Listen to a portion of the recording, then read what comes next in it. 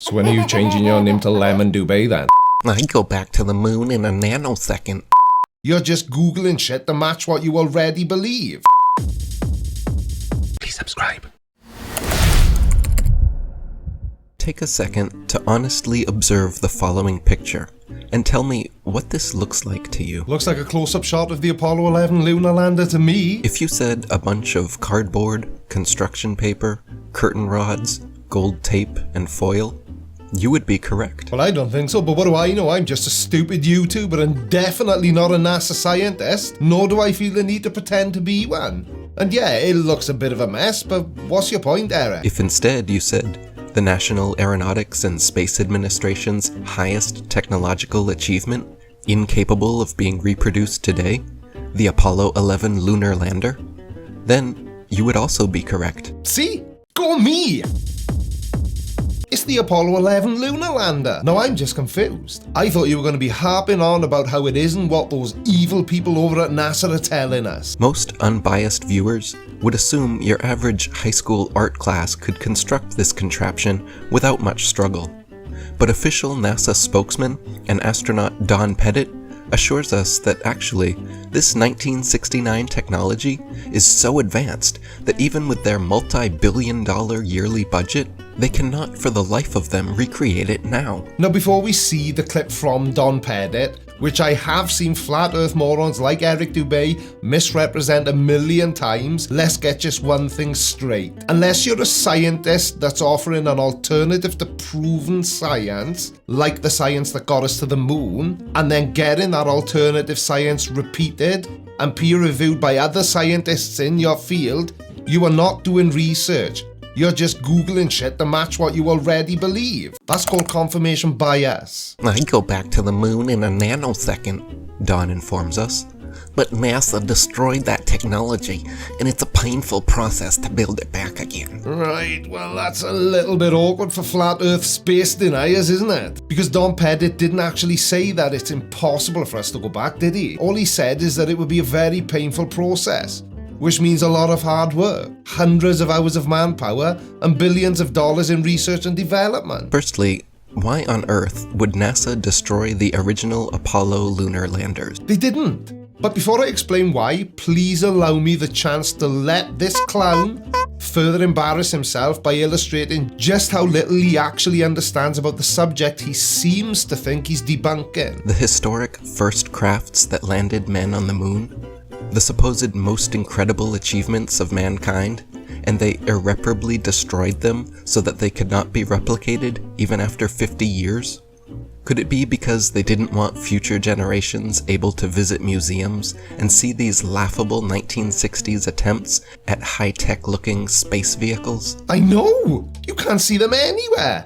Apart from at the Smithsonian National Air and Space Museum. And as far as what was achieved, there was no supposed about it. We went there. Just because you don't believe it, it doesn't mean we didn't. And you do realize that Apollo 11 was a two-part craft, and the ascent stage is still on the moon today. We left it there because we had to. And the spot where Apollo 11 touched down on the moon is visible from Earth and is easy to spot through a telescope, provided you know how. But being 240,000 miles away from us, the module itself is just too small. We can't see it even with the largest Earth-based telescopes. But again, that doesn't mean it's not there. And what other 1960s technology is so advanced and expensive that it cannot be recreated easily and far better now than way back then? What the hell does that have to do with anything? We're talking about Apollo 11, and so far all you've done is say it looks crap, and maybe it does. But if you actually knew as much about this as you seem to think you do, there are very good reasons why the craft looked the way it did. Let's take a closer look at this 1960s spaceship and see what else we can notice. For example, look at the paneling here on the side of the craft. If someone sheetrocked your house looking like this, you would be entitled to a full refund. Yet, with supposedly the best engineers and scientists in the world on the job, this is the kind of craftsmanship NASA provides? Look at the flimsy, haphazard, and careless construction materials and methods used. Look at the buckling, warping, and indentations showing how thin the paneling is. Okay, I've got a question for you, Eric, and any of your other space-denying friends who've said exactly the same thing. Is your house on the moon? In the vacuum of space? The reason I ask is that when the lunar module was being built, one of NASA's objectives was to make the module as light as they possibly could. Making it pretty just wasn't that high of a priority. It just needed to be capable of doing what it was designed to do, landing men safely on the moon's surface. This isn't Star Wars where everything's shiny and polished. This was a real mission to the moon. So as long as it was functional, they really didn't care too much what it looked like. Here, there are press stubs. And here also has press stubs.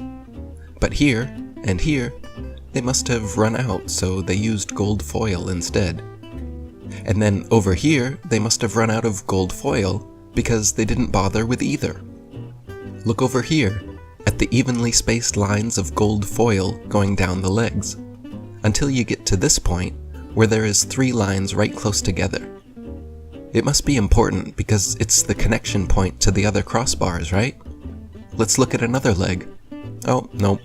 On this one, they are all evenly spaced the whole way down. No 3 lines near the crossbar. That's the coolest fucking story I've ever heard in my entire life. But how does any of that prove that we didn't go to the moon? All this is you making observations that mean absolutely nothing when it comes to you trying to prove that we didn't go to the moon, and you're just pointing out irrelevant details to all the idiots that lap up everything you say. Apollo 11 mission controller Harold Loden was quoted saying, "The skin on the crew cabin was very thin, and that was all done because of weight saving.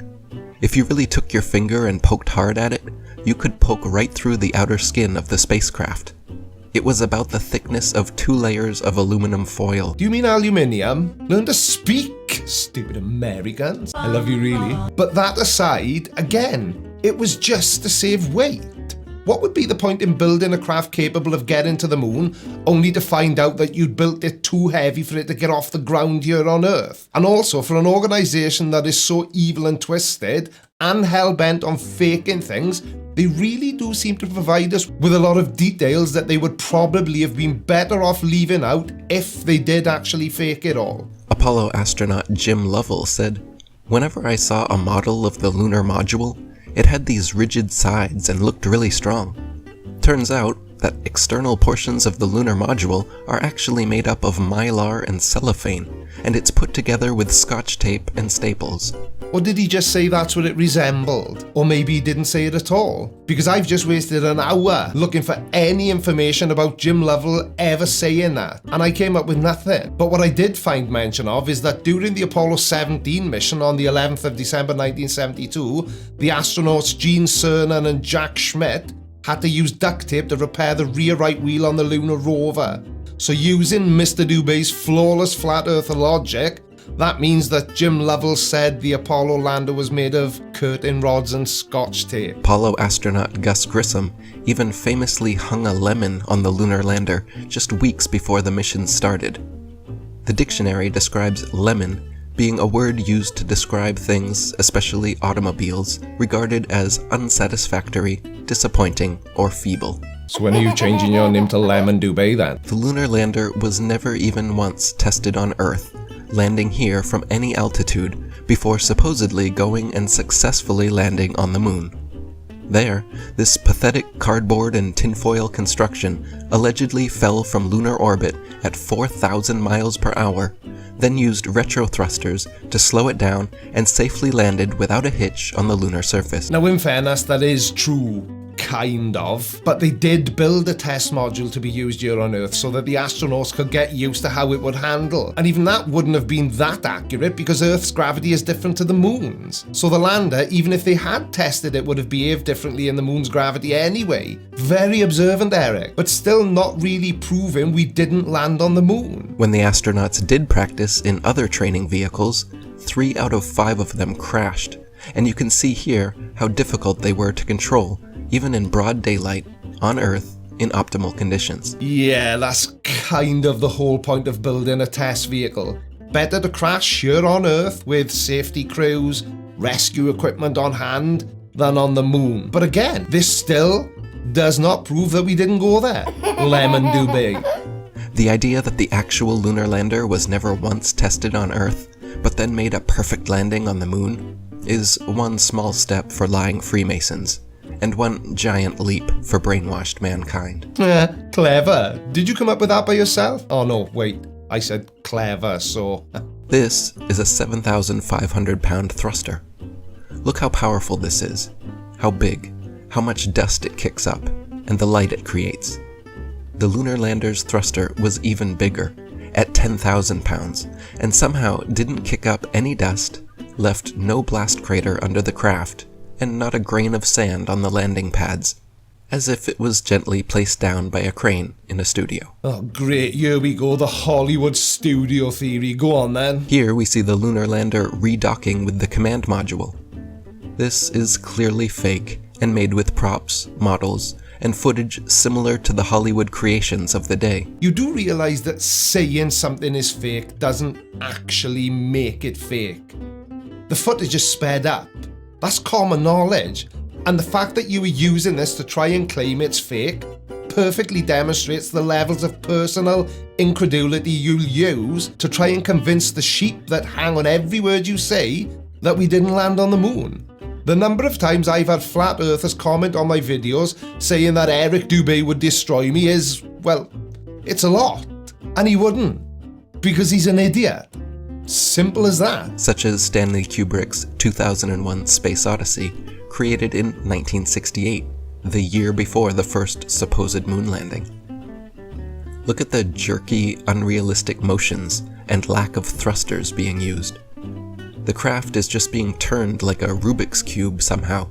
All of this supposedly happening as they both orbit the moon at 4,000 miles per hour. Yeah, the only thing jerky and unrealistic in this video is you, Eric. Everything you've said is unrealistic. The fact that you think the Earth is flat, unrealistic. The fact that you think the moon landings were faked, unrealistic. And in case you were wondering, Eric, and didn't catch it the first time, you're the jerk. Since many people can't believe this is genuine footage, let me assure you, this is actual, official NASA footage of the Apollo 11 redocking. Well, the only people that struggle to believe it's real are people like you. And if this was the smoking gun when it comes to helping you prove that NASA faked the moon landing, then why is this footage so easy to find? The best way to fake something is to omit as much of the evidence that proves it's fake as you possibly can. You wouldn't believe how much I have to leave out of my videos so that my viewers suddenly don't realize they're complete shite. And this is just the tip of the iceberg when it comes to moon landing hoax evidence. If you still believe man has actually walked on the moon and rovers are rolling around on Mars, please do me, yourself, and the rest of humanity a favor and watch my following presentation, link in the description box, the NASA Moon and Mars landing hoaxes. Or watch this video next, where I make fun of Roger from Mud Fossil University because he thinks that wiener-shaped rocks are the penis remains of giants. Much more educational and sensible than anything Mr. Lemon Dubé has to say in any of his videos.